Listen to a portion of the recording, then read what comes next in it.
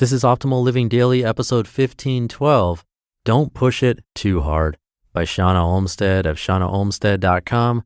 And I'm Justin Malik, your personal narrator, where I get permission from the authors of the best blogs I can find on personal development, minimalism, productivity, anything that I think will help you live a more meaningful life. And then I simply read their content to you for free. I have a brand new author for you today. Shana has her Bachelor's of Science in Health Psychology and Spirituality from Bastyr University. Fun fact, my brother taught there. And she also has a Master's of Arts in Psychology and has done clinical training, now a psychotherapist, helping people who are stuck change the way they think about themselves and the world. Come by her site to learn more and to support her, and a big thanks to her for letting me share her work. So without further ado, let's get right to it and start optimizing your life. Don't Push It Too Hard, by Shana Olmstead of shanaolmstead.com. I recently had brunch with some friends and they let me know that this is my catchphrase.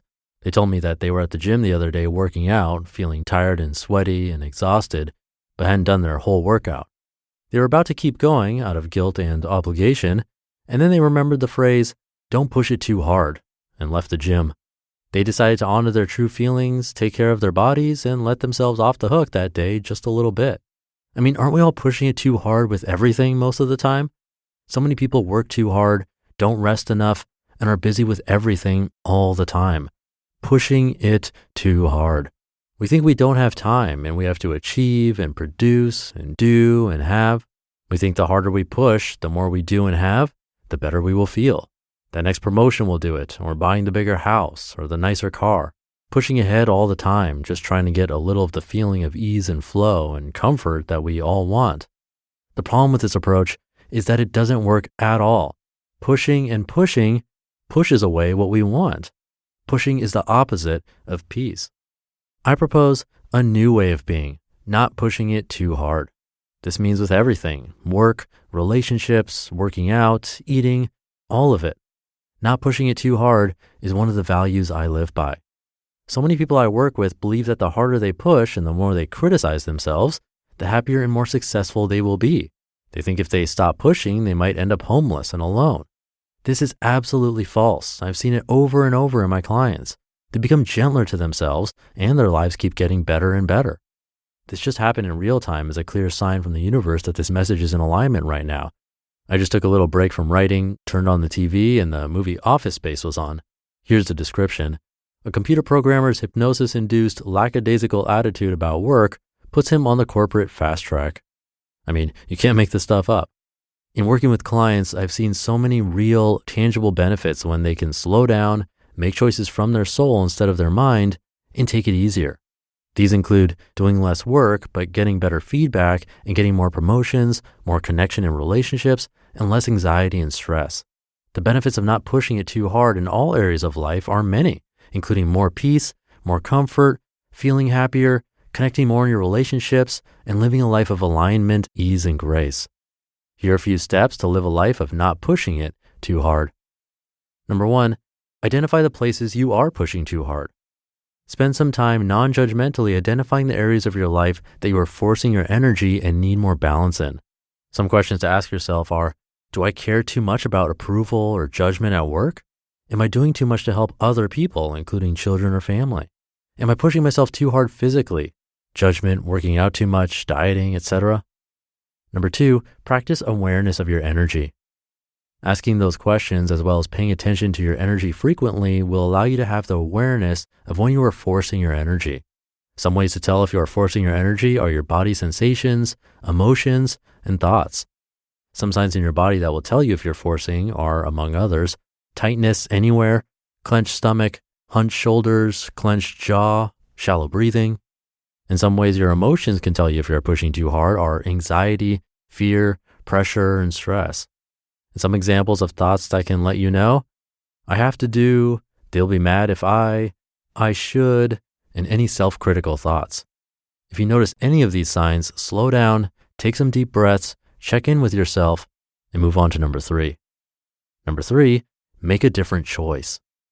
Once you've created the awareness of areas of your life where you get triggered to push too hard and have become aware of the sensations, thoughts, and feelings that indicate that you need to slow your energy down, it's time to start practicing a new choice in those moments. My friends were a great example. If you're at the gym and feel like leaving, leave. If you're working 14-hour days to impress your boss that doesn't seem to care anyway, stop. If you pressure yourself to make a healthy, organic meal every single day for your family, take the day off. Baby steps are important to help you build confidence, shift momentum, and create permanent change. Maybe start by working 13-hour days instead of 14, or stop checking your email at 9 o'clock instead of 10 o'clock, or go on a 4-mile run instead of 5. Just start listening to yourself and your energy more. It knows what is most beneficial for you. Once you start making the small changes and noticing how much better and more peaceful you feel, the momentum will just keep building. And number 4, be kind to yourself. It is normal to feel pressure to force your energy. We live in a culture that supports being busy and doing and achieving more than being and feeling and flowing. Because you probably have had the habit of pushing too hard for many years, it will take time to shift it. The kinder and more gentle and encouraging you can be to yourself during your process of changing this pattern, the better it will feel and the faster it will happen. Tell yourself things like, I'm so proud of you for taking care of yourself. And look how much better you feel when you make choices that are in your highest good. This helps you keep moving forward and letting go of the old voice of fear and judgment that drives the pushing too hard behavior. I get a lot done. I have a full and successful private practice, 2 teenagers that I parent, family and friends that I am in close relationships with, and also take good care of my physical, mental, and spiritual health.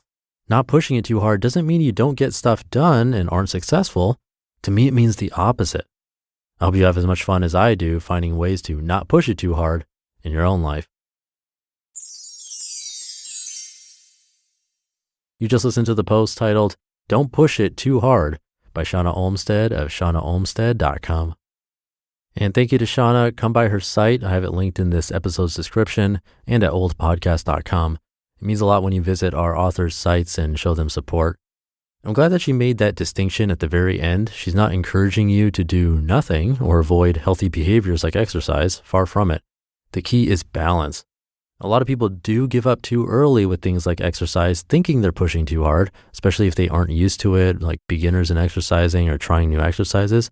So you have to be careful and understand your own emotions, feelings, physical sensations, all of that stuff. The tips she gave in the article to actually discover if you're truly pushing too hard are helpful for that. So I hope you enjoyed that one, but that will do it for today. Have a great rest of your day, and I'll see you over the weekend where your optimal life awaits. Hey, this is Dan from the Optimal Finance Daily podcast, which is a lot like this show, except more focused on personal finance. Justin handpicks the best posts he can find from blogs and authors like Ramit Sethi, Mr. Money Mustache, and more, and I read them to you 5 days a week. So if you enjoy this podcast, come on over and subscribe to Optimal Finance Daily too. And together, we'll optimize your financial life. You've been listening to Optimal Living Daily. Be sure to hit the subscribe button to stay up to date on each new episode and head to oldpodcast.com. That's OLDpodcast.com for a free gift as well as more actionable tips and resources to help you maximize your potential. Thanks for joining us, and remember, your optimal life awaits.